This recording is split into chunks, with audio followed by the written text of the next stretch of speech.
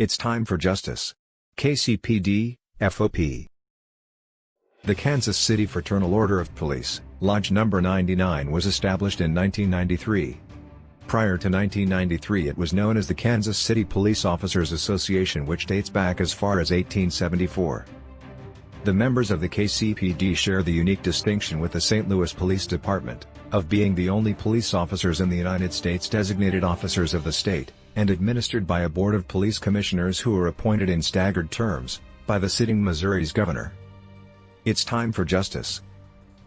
According to Article 12, Section 1, of the Memorandum of Agreement between the Board of Police Commissioners and the Fraternal Order of Police entitled, Disciplinary Investigations, it states, in the event a bargaining unit employee, hereon referred to as a law enforcement personnel, is required to participate in an investigatory interview and the law enforcement personnel reasonably believes that the interview could lead to discipline, the law enforcement personnel will be provided a reasonable amount of time to secure representation to not exceed 24 hours.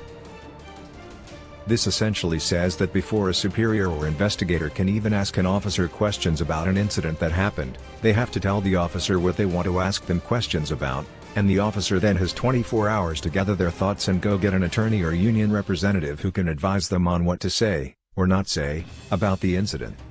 This greatly impedes an honest and transparent investigatory process, especially since it precludes even basic questions about what happened at the scene of an incident. Article 12, Section 1A states, in the event a law enforcement personnel is required to provide the department with a written response as part of a disciplinary investigation, the law enforcement personnel will be given 2 working days, immediately following the request, to complete and deliver the written response.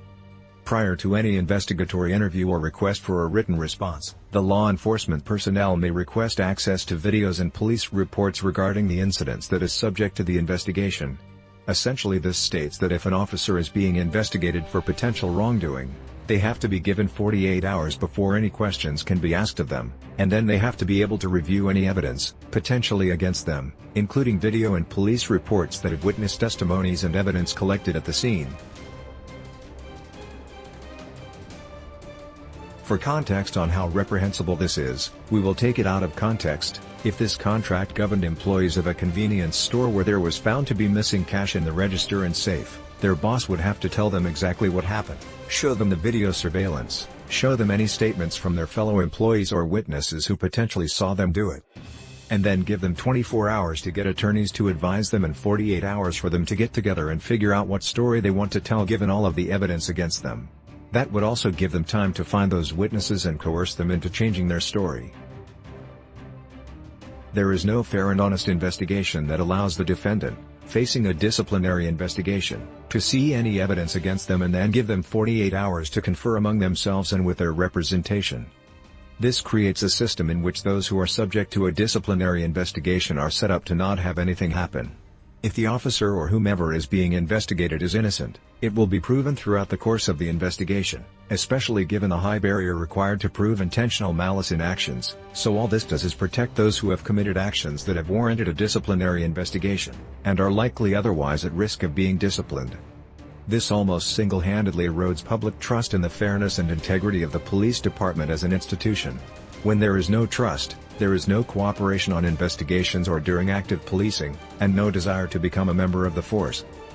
In combination with the lack of de-escalation training, and PD deciding on a warrior method of policing versus a community-centric guardian policing methodology, is one of the most important factors that has allowed the devolution of trust in the PD and thus the skyrocketing crime rates we are seeing.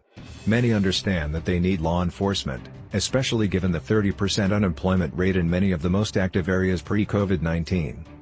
The current contract between the Fraternal Order of Police and the Board of Police Commissioners, and every single contract prior to it, has done nothing more than protect bad officers. It literally condones misconduct and wrongdoing. The current contract is due to expire in a few months, so we have an opportunity to make certain that the new one holds our law enforcement officers accountable, not just simply give them a pass. The current contract as it is written today is a threat to the citizenry of this great city, and at minimum several provisions must be amended, or the entire contract terminated. The citizenry of this great city deserve more from those sworn to protect and serve, and it is accountability that we demand. It's time for justice. KCPD, FOP.